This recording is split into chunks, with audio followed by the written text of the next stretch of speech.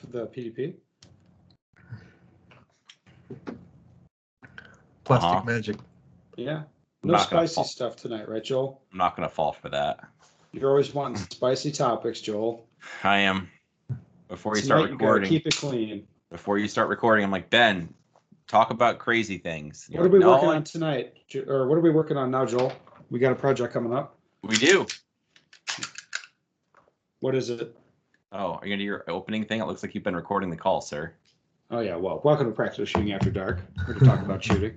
On deck tonight, Mr. Kim. Hello. Mr. Park, the two Hello. Korean brothers. Yes, the Korean brothers. Yes, popular name.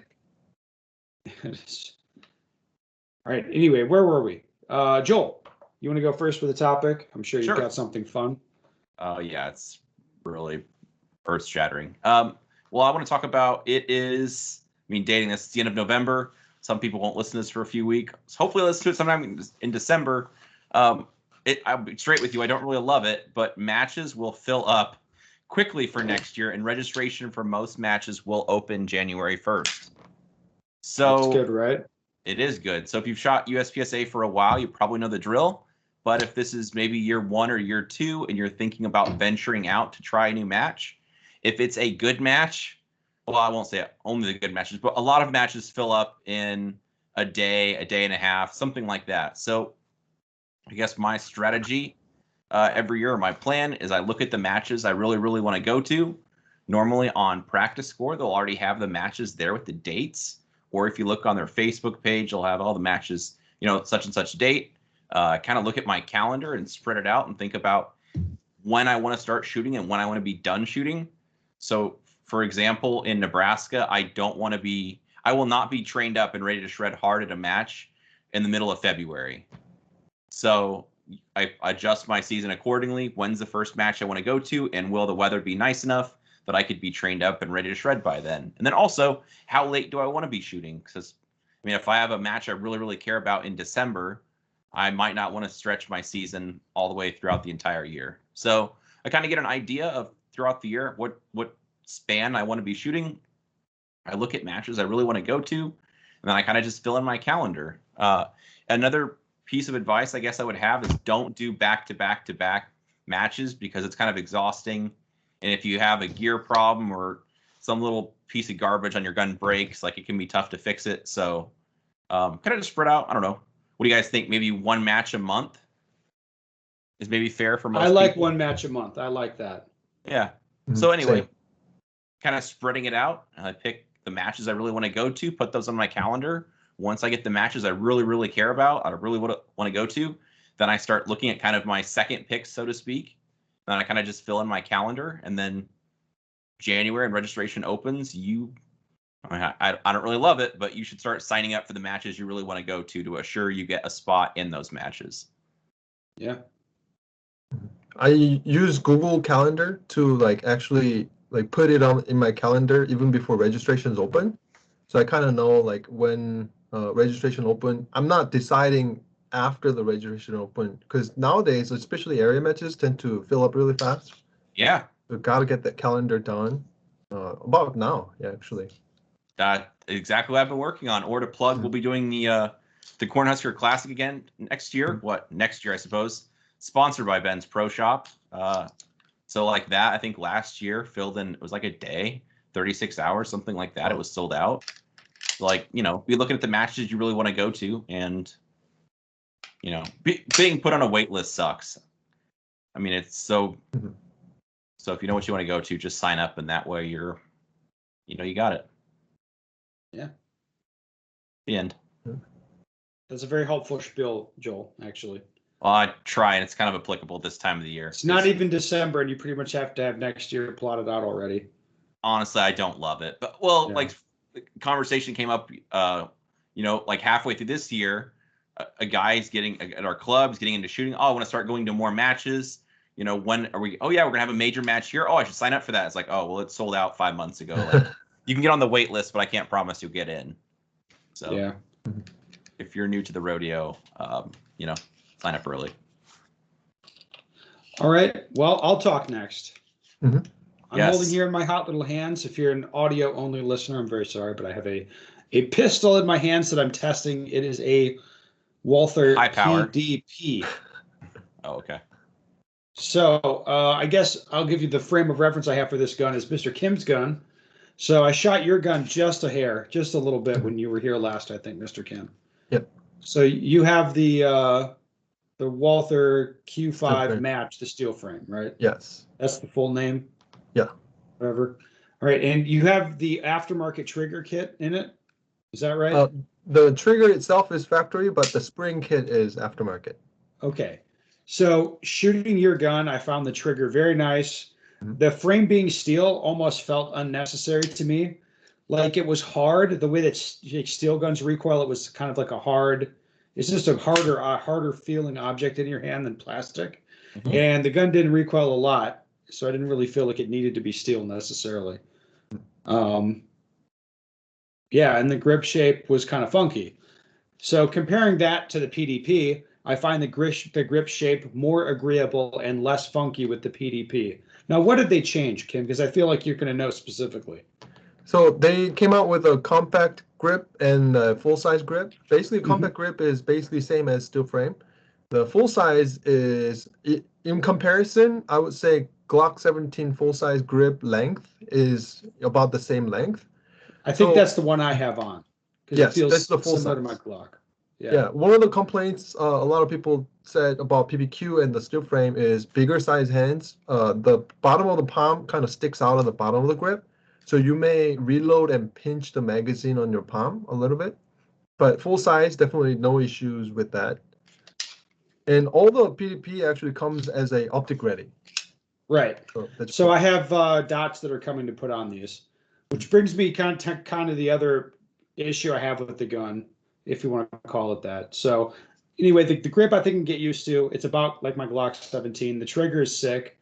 It's a little bit tougher to reload than a Glock, but I feel like it's oversprung. Now, once I put a dot on the slide, that might change how I feel about that. Because it's more mass on it reciprocating, so it kind of balance out different. And you sent me a low power spring I can put in this. So I think if between those two changes happening, I think I will agree with the gun just fine, honestly. Then I've got more questions, of course. I guess, are they all optics ready, or is that a special? Yeah, all of them. Oh, that's kind of cool. Yeah, I like that. And one of the improvement I really like is the front sight, rear sight. It takes any Glock shape, front sight, rear sight. So that's very, very handy. Because that brings me to I guess it's fair to say like you'd want to change the sights on this, wouldn't you? Yes, it's a plastic material. Yeah. So they're pretty cheesy. I'm not gonna lie. Ben, so you've shot this gun a bit? Nah, not a whole lot, just a little bit. What? You don't mind me asking? Like, what was your first range session? Did you do drills? I was just shooting. It was too cold. I was just shooting at distance with it. Okay. I didn't even have a belt on. It was too cold for that shit.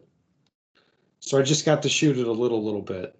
Okay. I think they have some race trigger they're sending me, and I think if I silicone carbide the grip, it'll be really easy to hang on to. And I think with the reduced power spring and a dot riding on it, it'll feel nice and recoil. It'll feel maybe as good as a Canic. We'll see. Maybe as good as a Glock. I don't know, but it should be pretty good in recoil. Speaking of comparison to a Glock, I maybe looked a little bit to see what videos are already queued up, and I saw training group members will be. I got a PDP first impressions video coming for the training group guys, and the track session video kind of went over pretty well. A lot of guys liked that. Yes, I enjoyed that. I guess for listeners to this show, I want to. I got a slot to Ford Performance Racing School for a Mach 1 track attack event.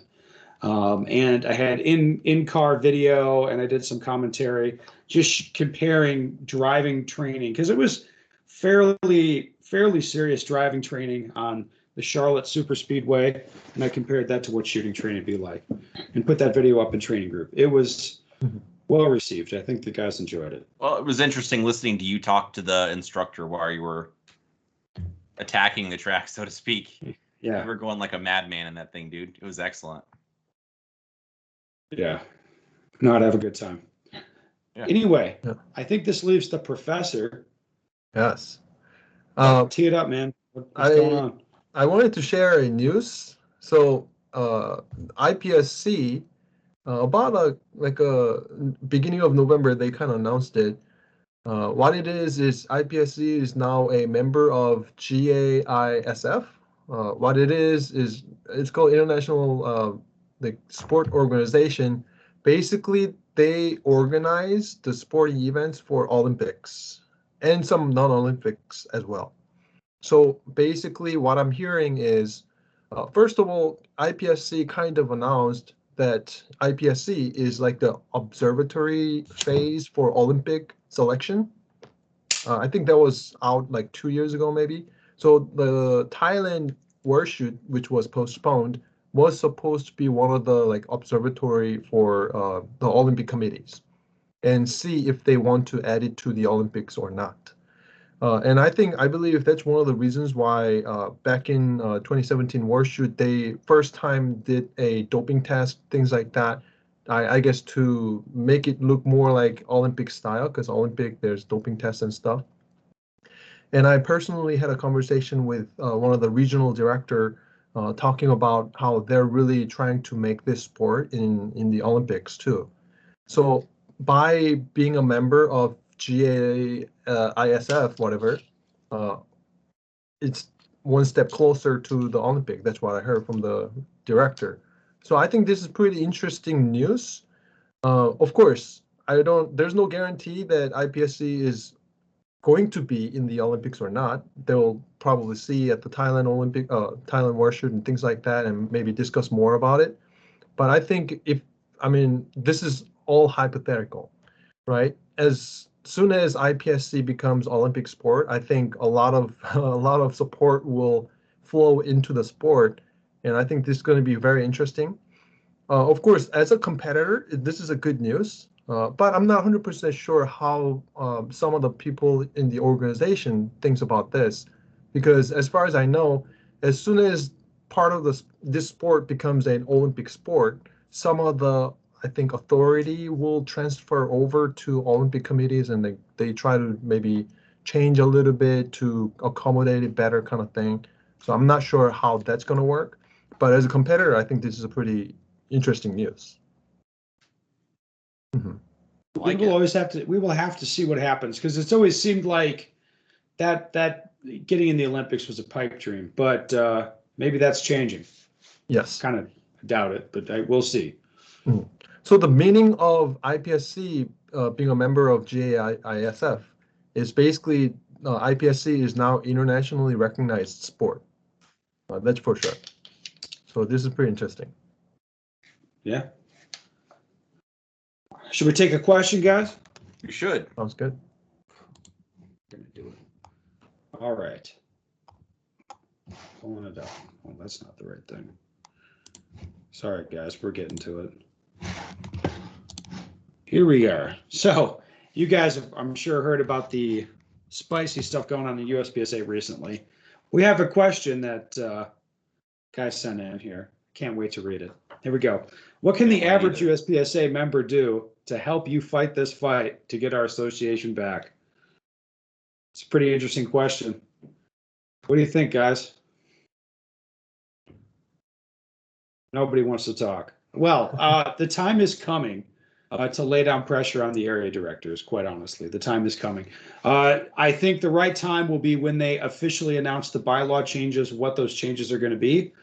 I think everybody should feel free to give feedback at that time, exactly what they think.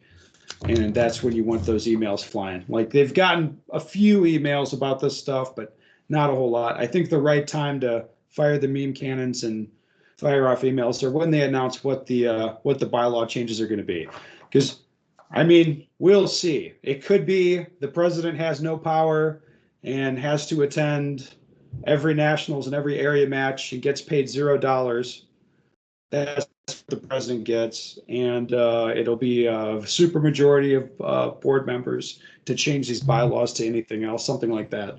If it's something real crazy like that, I imagine they're going to get a lot of feedback, and you should feel free to send them some feedback on that stuff if that's what they do, which none of that stuff is really inherently terrible, but I think we all know why they're doing it now. That's the interesting question. That's all I have. No comments from either of you two, I imagine.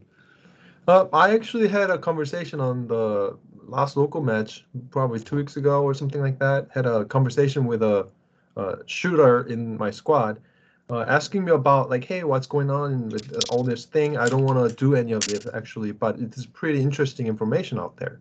So what I told him was, yes, definitely, as there's more things happening in the organization, it's going to be clear there's going to be some people who's making actually action, like maybe sending an email or talking in public of more details about it. And Yeah. I told him, being a spectator is totally fine as long as you are like interested in, and when the time comes to like make votes, even though you're a spectator, just like reading and not responding at all, that's fine, because you're going to be one of the person who actually knows how to make decision. So like people listening to the new things, board member meetings, just reading it and not taking action is okay too. Taking action is very great too. Being active for the sport is very important. But being passive is, I think, is okay, because as long as you are actually trying to see the information, and when it comes down to like voting, or when it comes down to doing some things, opportunity to action, then you're gonna have some background knowledge, make a good decision. That's totally fine too. I mean, look, the reality is nobody's really cared about this stuff that much in the past. The 8 board members we have now, 3 of them ran in an election against an actual opponent. 5 of them, including your area director, Mr. Kim, including your previous area director, Mr. Park, and including my area director, I think. 5 of these guys win like unopposed, like just because nobody cares to run Nobody against else them. cared or wanted the job. Yeah, I mean, I think that situation's fundamentally changing. I think we've been doing a lot of critique on this show that's kind of gained some traction. I've made a few videos recently apart from this show that have been fairly pointed in my criticism and accusations. Like a lot of crazy stuff. Like no, good things have been happening. So I mean, the time for the howler monkeys to howl, it'll be when we see what these bylaw changes are. And as we assess what this means, what it is, looks like the board's trying to do, that kind of thing. That'll be the time for the howler monkeys to howl. Yeah. If I could just briefly add also, you don't have to like fire up the meme cannon or go crazy on Facebook if you don't want to, or Joel, if you don't like crazy talk. Joel, can I out you a little bit? Just a little bit. You're going to do what you want to do anyway. Do it, sir. Not in a bad way. No, I would say, despite Joel's demeanor, where he's very averse to sort of direct confrontation, I would say you're very, very active in your club, and very, very like influential in your club. And you've got involved in your club and have been making a positive difference, but you don't do the out and out. I would say the asshole tactics that I do, you don't do them. Not quite so much. Try not to. No, I mean, but I'm saying like, you don't have to like kind of do what I do to make a difference and be effective. Yeah. Like you're very effective in the way you choose to do business. Yeah, I try to be. And the kind of the point I was going to make is that you don't have to talk spicy on the internet if you don't want to, but if you have strong feelings one way or the other on something, you should be definitely contacting your area director. Right. Okay. The reason I've been spicy on this particular topic, especially the last few months, is there's just no other way to get it out there. Like there's no other avenue to communicate to people what's happening.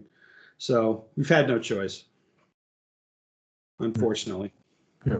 But one thing I want to encourage people is, whether you like actively take action about the political stuff or kind of spectator status, it's okay, whatever side you are. But I would encourage people to stay open-minded, and like always not to prematurely determine, and actually try to listen on both sides, and then stay logical, stay open-minded, and then try to see what's going on. Because sometimes people are like, oh, I like this guy, or this guy's from my region, so I'm not going to listen to you.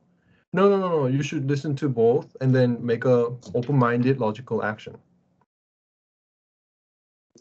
Yes, that's true. Mhm. Anything else to add to that, Mr. Park? Survey says, nah. Nah, I didn't think so. Anyway, the time is coming, Howler Monkeys, to fire the meme cannons and go full steam potato on these BOC retards. Anyway, that's it.